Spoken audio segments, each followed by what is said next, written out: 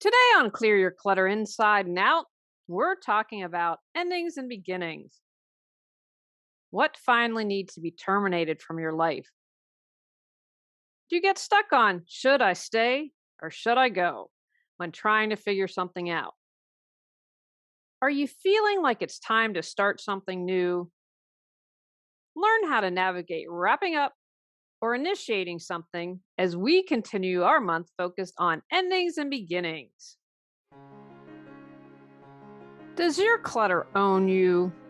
On Clear Your Clutter Inside and Out, we'll teach you how to become aware of your clutter along with action steps to declutter and create the life you desire.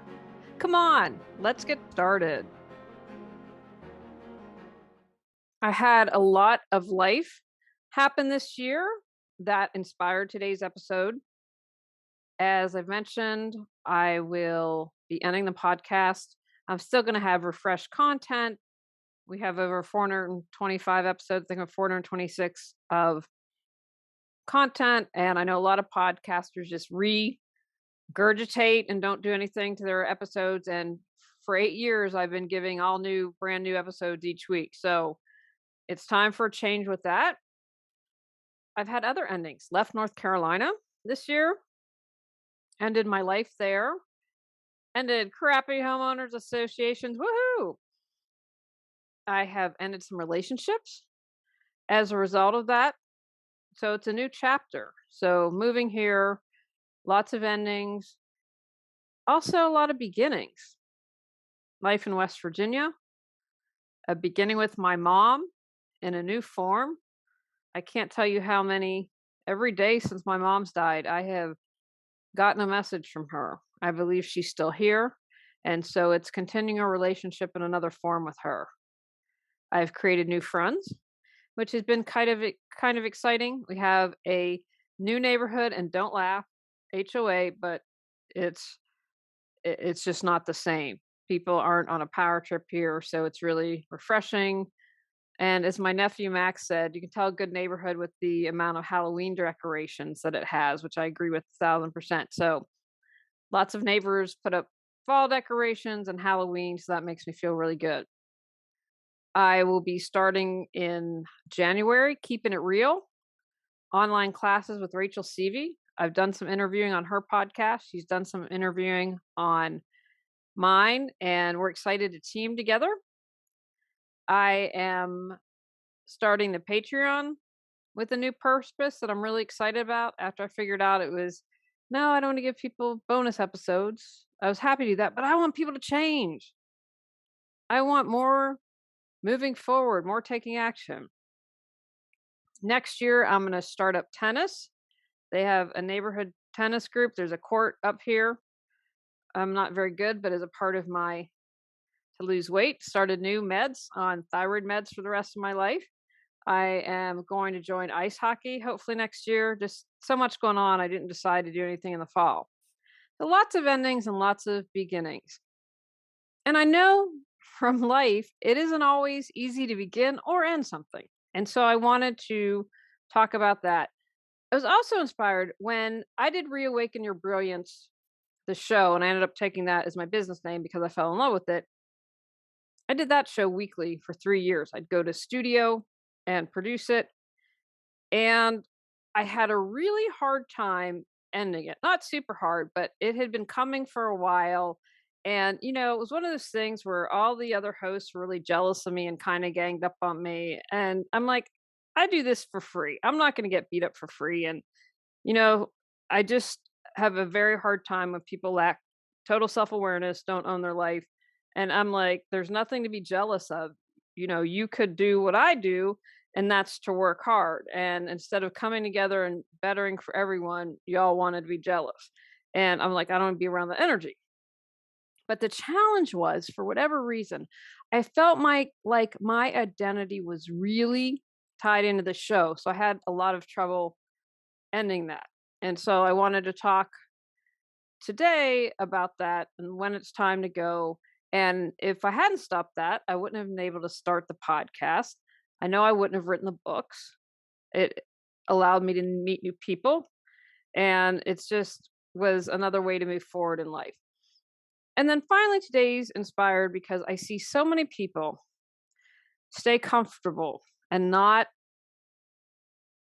getting out, and they continue with something when it's well past its prime. I mean, that can be a relationship, that can be a show like me, that can be staying in a neighborhood. The variety of things that we can just become complacent and we aren't really happy, but we're like, it takes too much effort to change. And so I'm hoping today that you're inspired. Like, you know what? Okay, this is a kick in the pants that I need to end something or begin something. How do we know when we need to begin something?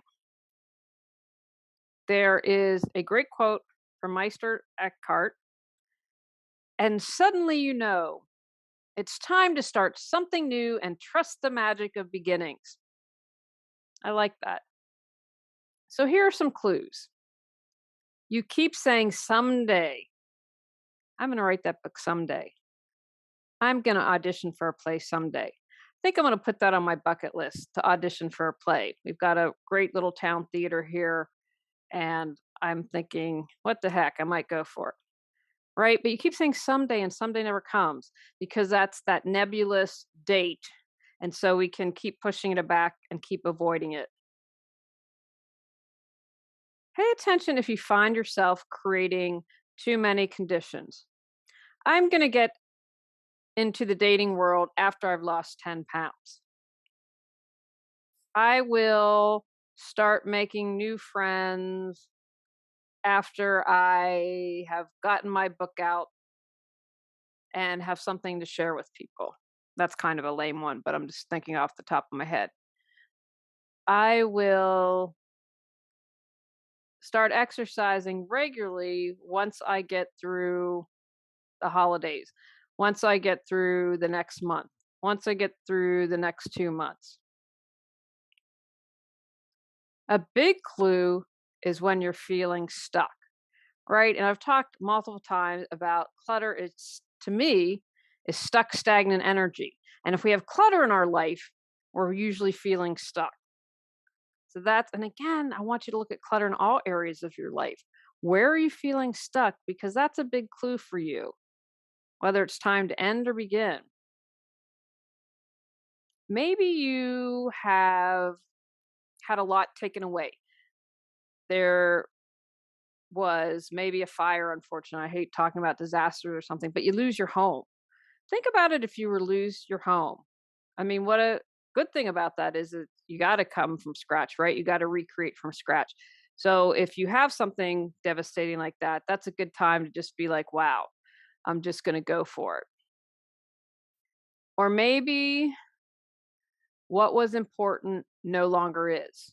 So you thought A, B, C were important, but they really aren't. Maybe you quit your job. Maybe you moved out of state to a different state. Lot that can be going on. Maybe you're just feeling uninspired. You're like, lotta. Don't feel motivated to do anything. You're not passionate about anything. Nothing's feeling fresh. That might be a signal. Or a big life change. Mentioned a moment ago, you had lost a lot, but maybe you've gained something like you've gotten married or a new job or you've graduated. If there are big things changing, then that's perhaps an opportunity. Like moving up here, I was like, wow, I can, I don't know if reinvent's the right word, if I'm comfortable using that, but I can reinvent myself. I have other options. What do I want to change in my life? What do I want to start? You might know, you know what, I just need a change. I'm not feeling it. I know something needs to change. I'm not sure what that is, but I'm feeling okay. Something needs to change. Perhaps you're ready to embrace the present moment. You've been living in the past a lot or stuck in the future, and you're like, today is seize the day, carpe diem, and you're ready to roll and understand everything happens in the present moment. My point of power to change, and you say, okay, what can I begin?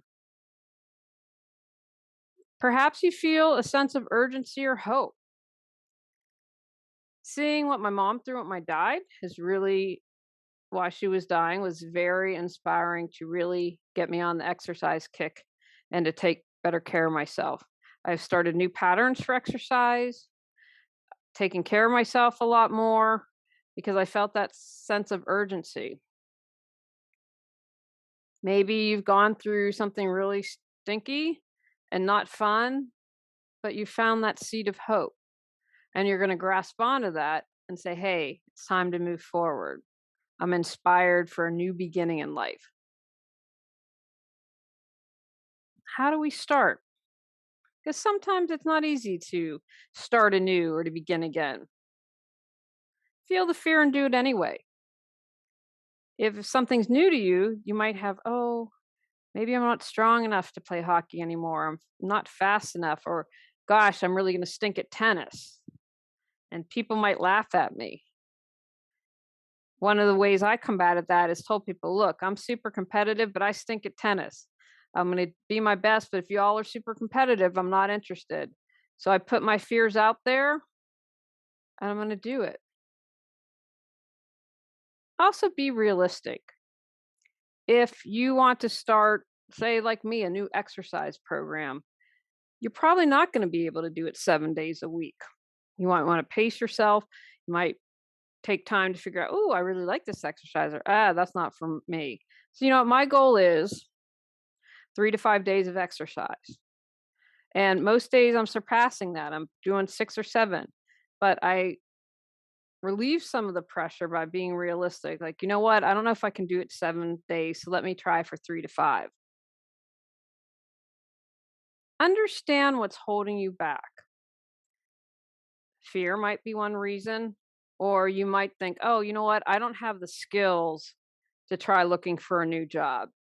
Or I don't have the confidence to try out for the play. When you understand what your concerns are, then you can begin to address them. Okay, I lack skills to get a job promotion. So, what is it that I need to learn? Where can I take classes for that? I don't know if I have the confidence to try out. So, how can I become more confident? Is there someone I can watch on YouTube? Is there a podcast, a book I can read? When you understand what's holding you back, then you can take steps to release that. Be willing to learn lessons. I talked a lot, it's not mistakes, it's learning lessons, especially when you learn and move on. If you keep doing the same mistake over and over again, then that's time for some deeper conversations. But no, you are going to make mistakes. My serve in tennis is a joke. I don't even know if I could get it over the net. So I know that I have to learn a lesson in how to serve. Do you keep saying that you'll have the life you desire someday, but someday never comes? Have you been feeling like your clutter owns you? Looking for a little more support that's budget friendly? We'll be doing weekly take actions and creating a community to move you forward so you can discover joy and freedom. Visit Declutter Your Life with Julie Coraccio on Patreon to learn more, or find the link on reawakenyourbrilliance.com.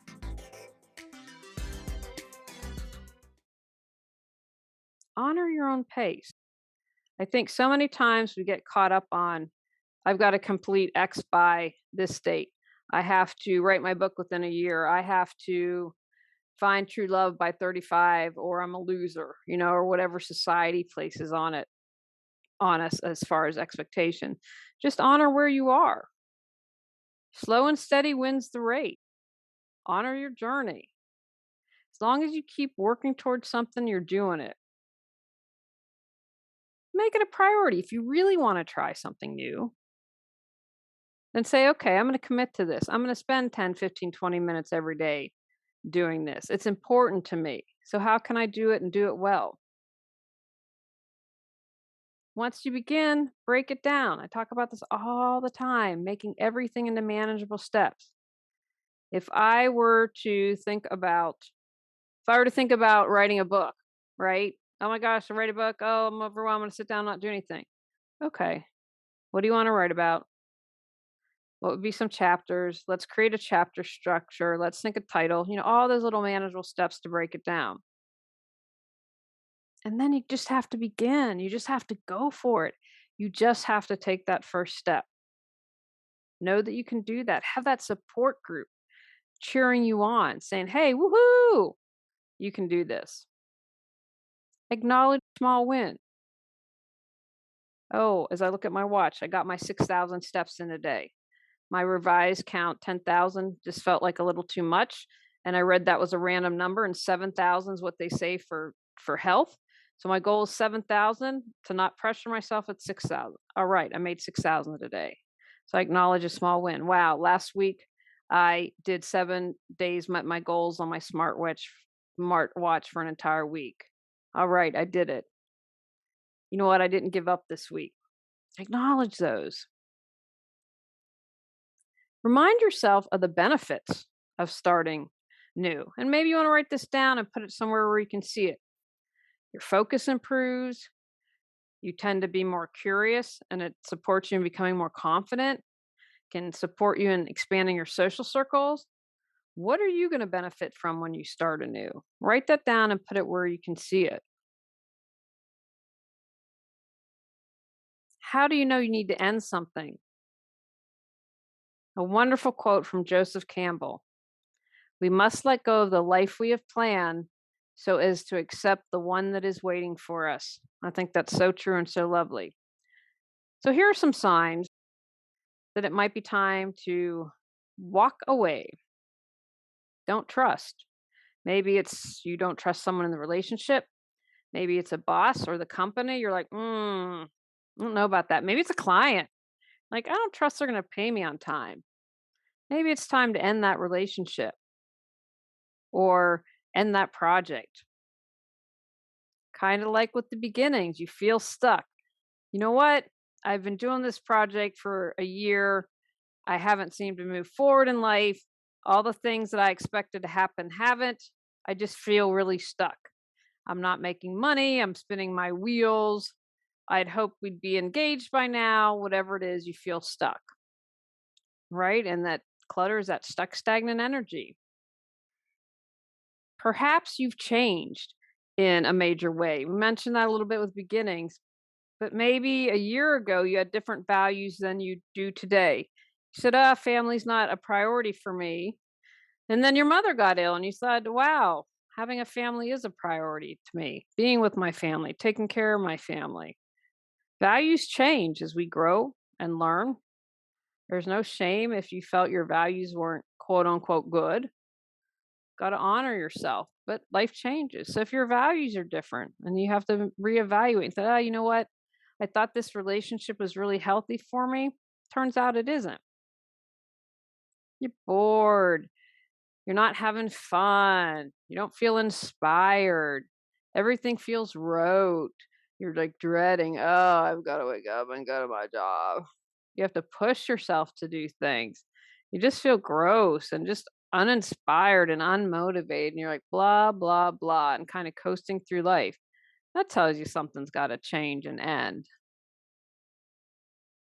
If your mind is always elsewhere, you're hanging out with your friends and all they do is gossip, and you're thinking about a great book you read, and you're not fully present with your job. Or like, oh, it'd be great to be doing X, Y, or Z.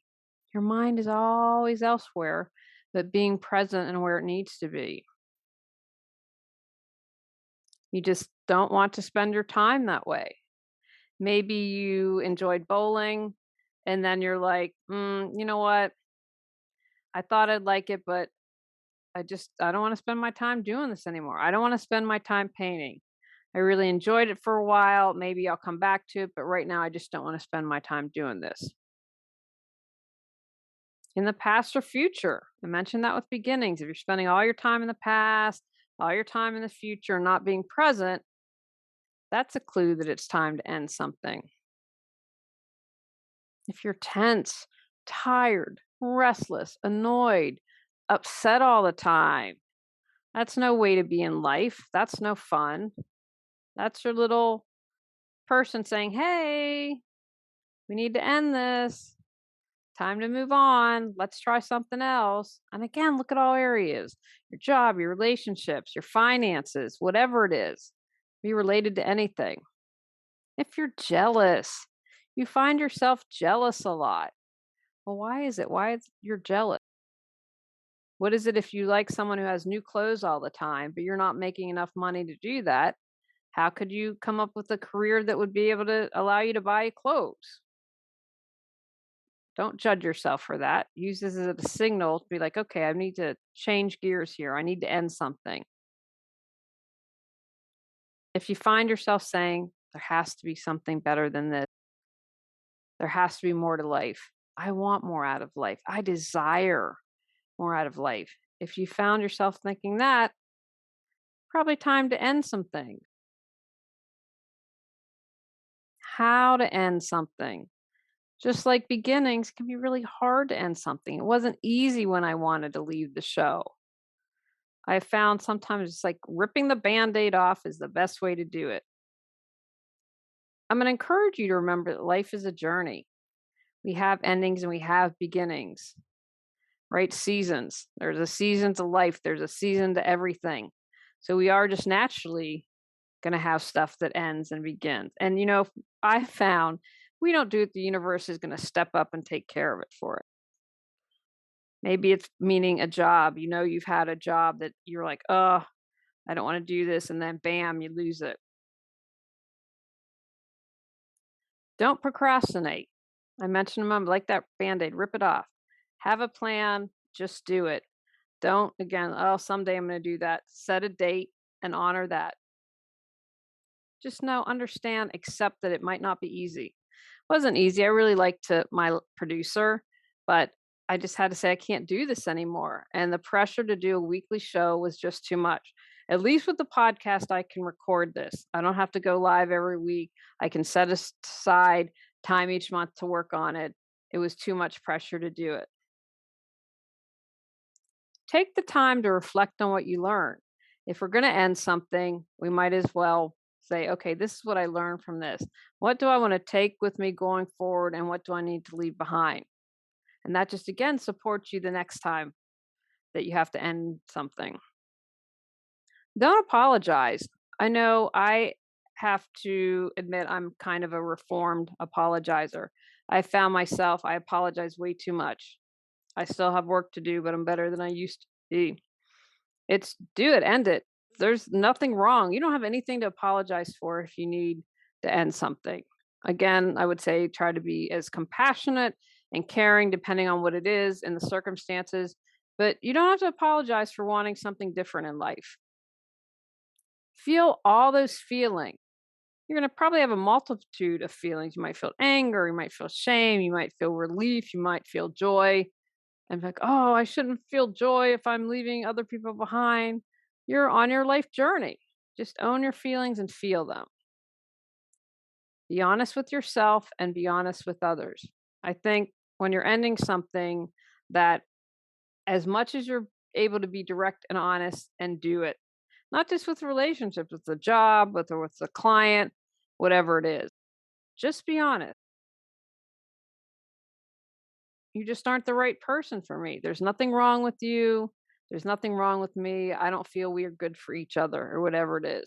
I had something happen to me recently where someone had promised me something. I hadn't asked for it.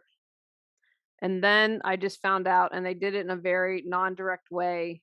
So saying, I'm giving you X, so and so is going to get it. And I was upset, not because of not getting X. I was upset that they weren't honest with me and they weren't direct with me and did it in a very passive, cheap way. And that's what I'm more upset about. Don't do that. Don't be like that.